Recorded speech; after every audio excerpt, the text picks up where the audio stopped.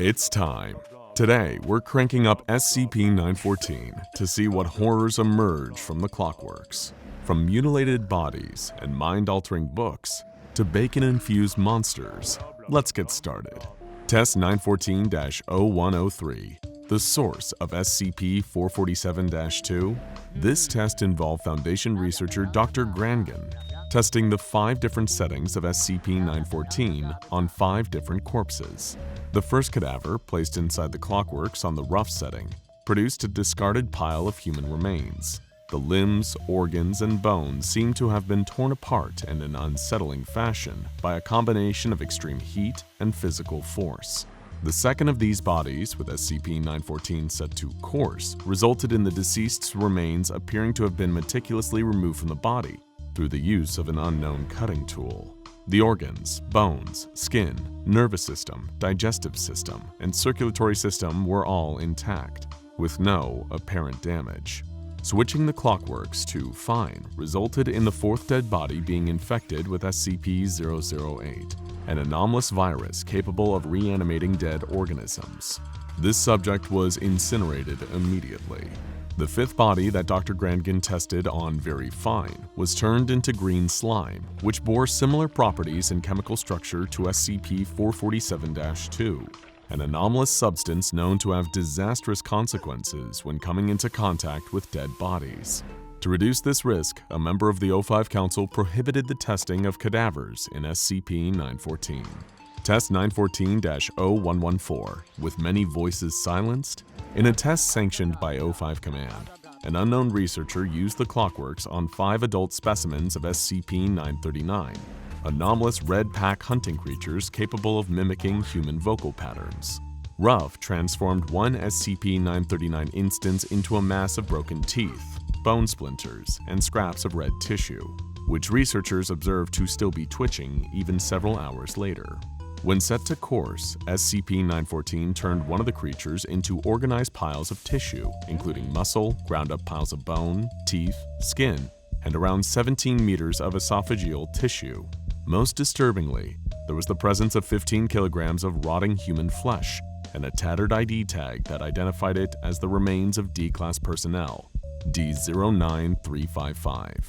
Just like during the initial test, the remaining SCP-939 muscle tissue was seen convulsing for several hours. Researchers preserved it for future study.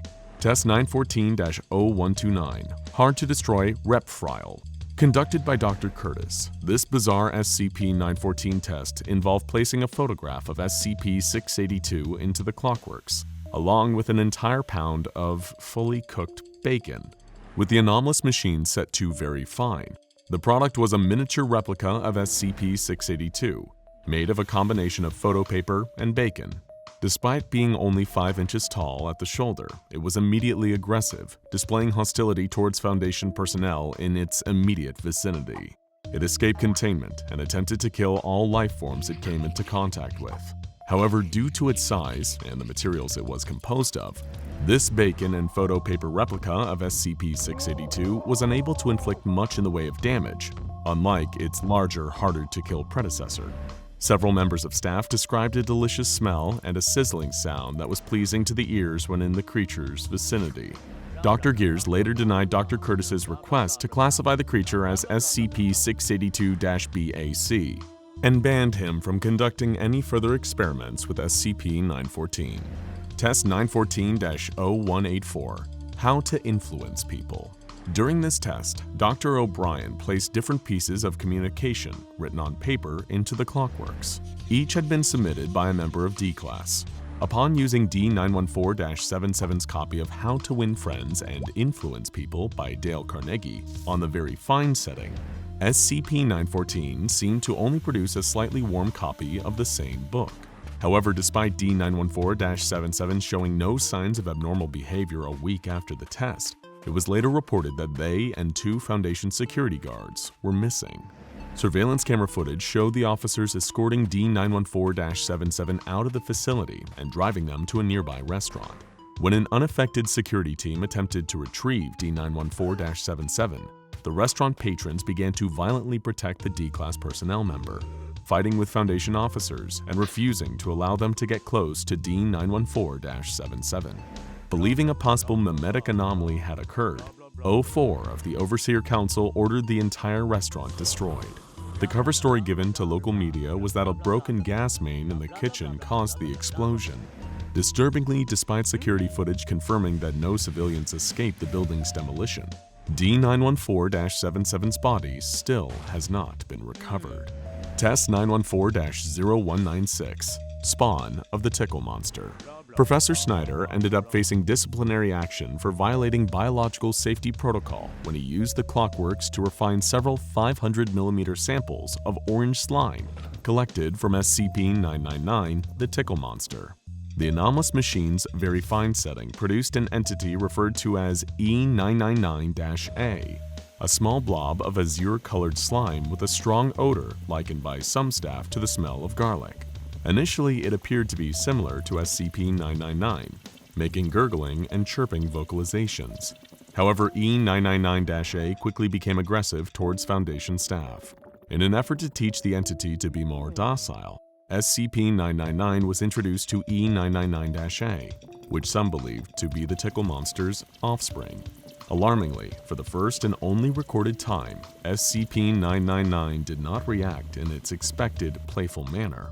Instead, SCP-999 became actively hostile, attacking E999-A with its pseudopods while the offspring creature growled and snarled as it attempted to evade.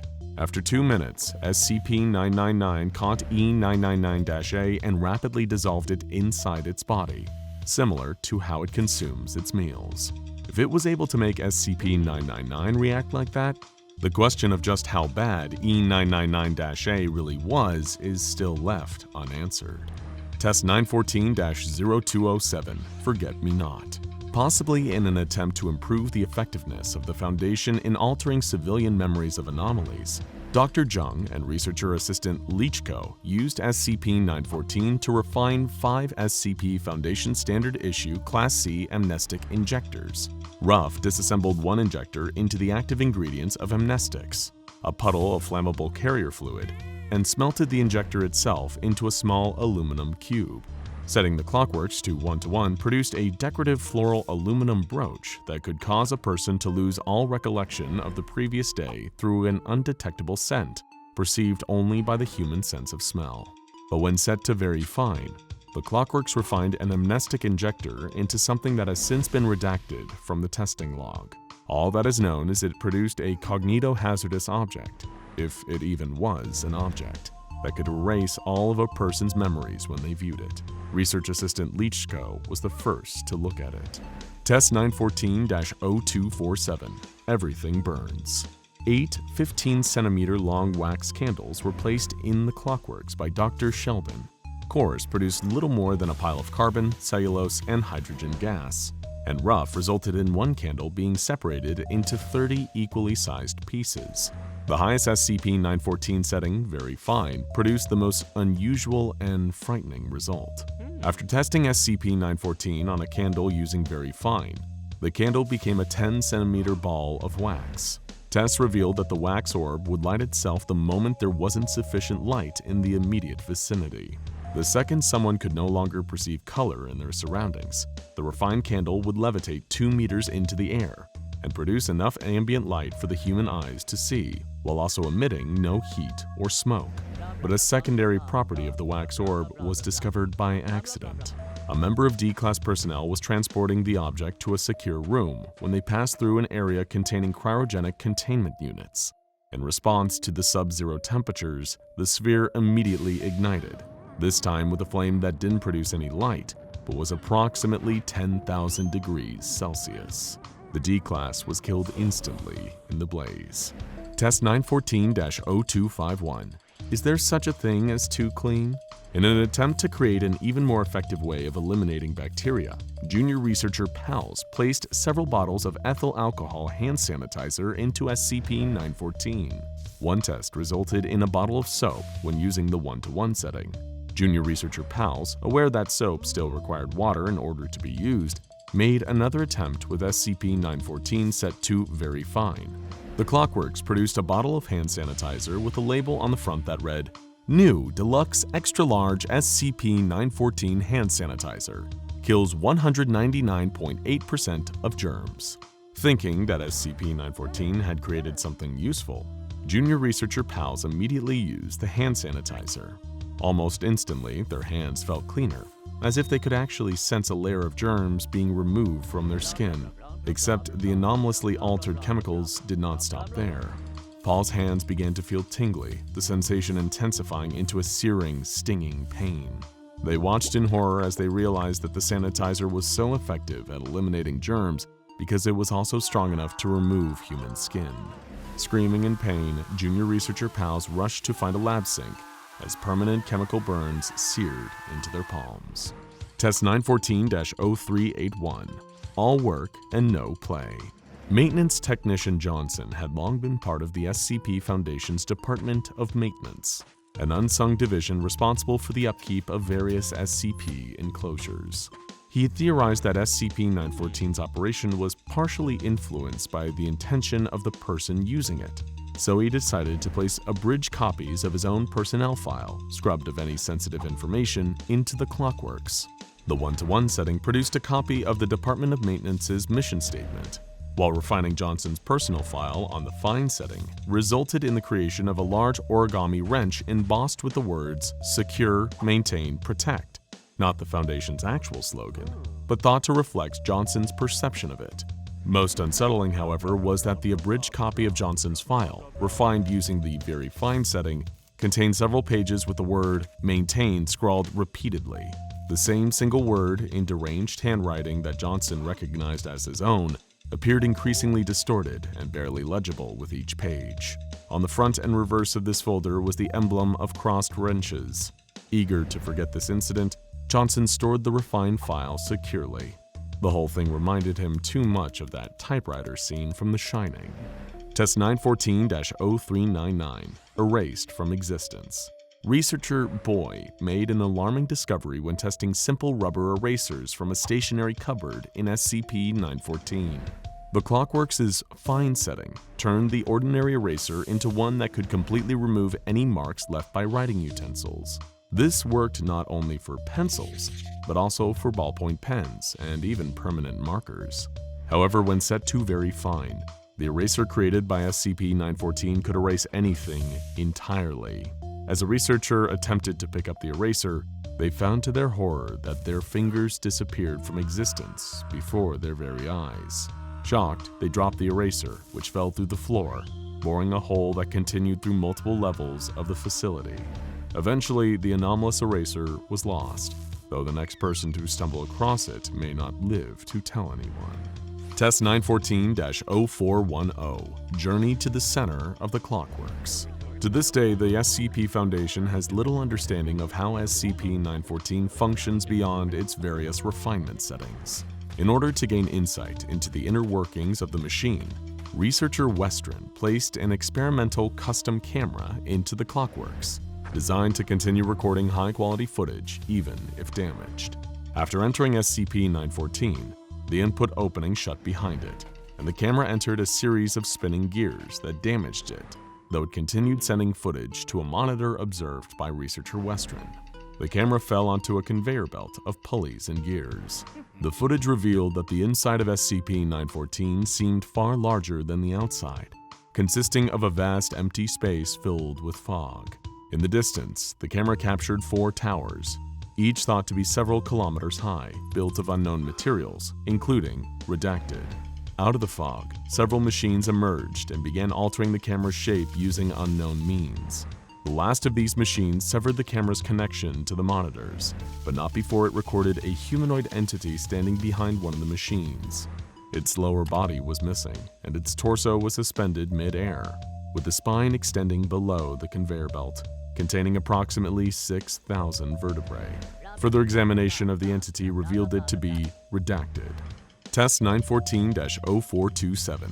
The world, just not ours. Upon placing an Earth globe into SCP-914, set to fine, Dr. Wallace was alarmed to receive a globe depicting an unknown exoplanet. There were no country outlines or any discernible information on this globe until someone touched it.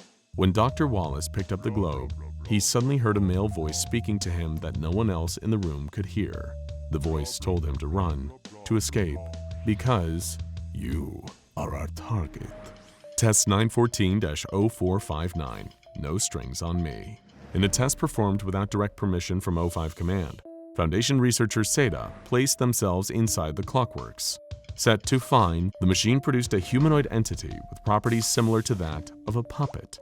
Their knees and elbows had been reshaped into bulbous round spheres of flesh, and their mouth resembled that of a nutcracker, flapping up and down when their stomach was pressed, while producing a consistent stream of saliva.